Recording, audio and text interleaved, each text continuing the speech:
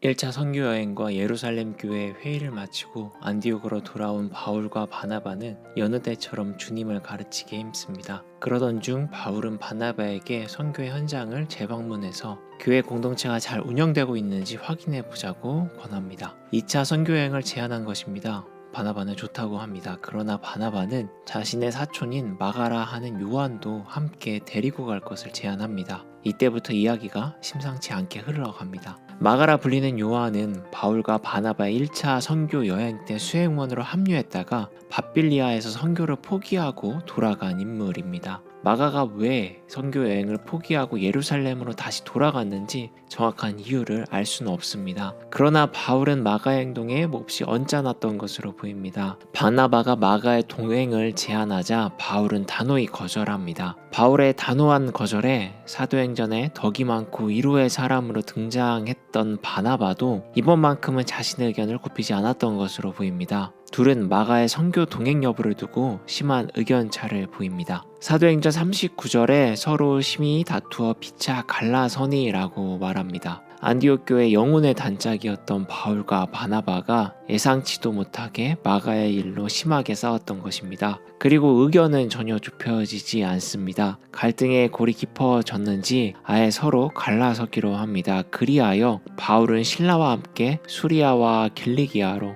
그리고 바나바는 마가와 함께 구브로로 선교의 경로를 다르게 계획합니다. 성경에 이처럼 가감없이 기록된 바울과 바나바의 갈등에 대해 이 구절을 읽는 우리도 여러 의견을 보일 것으로 예상됩니다. 아무리 은혜를 나누는 동역자라 할지라도 성령으로 묶인 사람들이라도 여전히 우리는 연약한 인간이기에 갈등은 피할 수 없다고, 이들의 행동을 이해하는 사람이 있을 것입니다. 반대로 어떻게 예수를 믿고 전하는 사람들이, 특히 선교를 하려는 사람들이 서로 한치의 양보도 없이 심하게 다툴 수 있는가라고 비판적으로 바라볼 수도 있겠습니다. 바울과 바나바를 옹호하는 입장도 비판하는 입장도 모두 충분히 이해가 됩니다. 그러나 중요한 사실은 이들이 다툼으로 인해 선교라는 이 선교마저 포기하지 않았다는 것입니다. 바울과 바나바의 목적은 교회 공동체를 재방문하는 것이었는데 갈등이라는 방해 요소가 등장했다고 이들은 목적까지 폐기하지 않았습니다.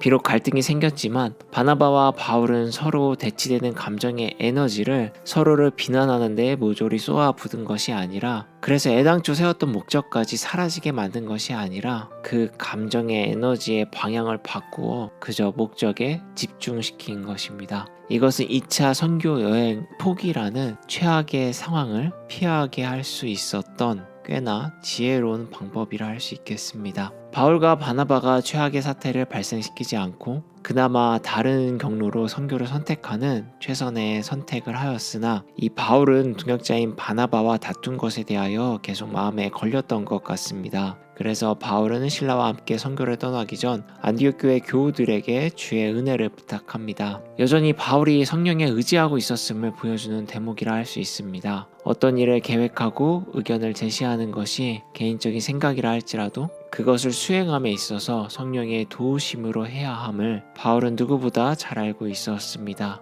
바울은 성령에 의지하고 성령 안에서 생각함으로 끝까지 자신의 생각대로 밀고 나가지 않았습니다. 그런 마음이 있었기 때문에 바나바의 다툼을 어떻게든 마무리 지을 수 있었고 새로운 선교 여행도 시작할 수 있었습니다. 성령님은 자신을 의지하는 바울에게 실라와 디모데라는 새로운 동역자를 허락하십니다. 특별히 디모데는 이후 바울에게 소중한 제자이자 친구가 되어 그와 함께 하나님 나라를 위해 협력합니다. 사도행전은 계속해서 바울의 선교에 성령, 예수의 영이 있음을 강조합니다. 디모데의 만남 이후 성령은 바울과 실라를 새로운 지역으로 인도합니다. 그리고 루디아라는 귀한 인연도 만나게 합니다. 성령은 좋은 만남과 의미 있는 사역의 연속으로 그들을 인도하십니다. 오늘 성경은 삶이 우리가 계획한 대로 생각한 대로 풀리지 않더라도 여전히 우리가 하나님의 은혜를 구해야 함을 알려줍니다. 우리가 우리와 함께 계시는 성령의 은혜를 구하고 기억한다면 그 성령님의 무한한 자유로움이 우리가 쉽게 예상할 수 없는 좋은 만남과 의미 있는 삶의 연속으로 우리를 인도하실 것입니다. 오늘도 성령의 은혜의 바람에 우리의 생각을 맡겨서 예상치 못한 은혜와 기쁨이 있는 하루가 되기를 소망합니다.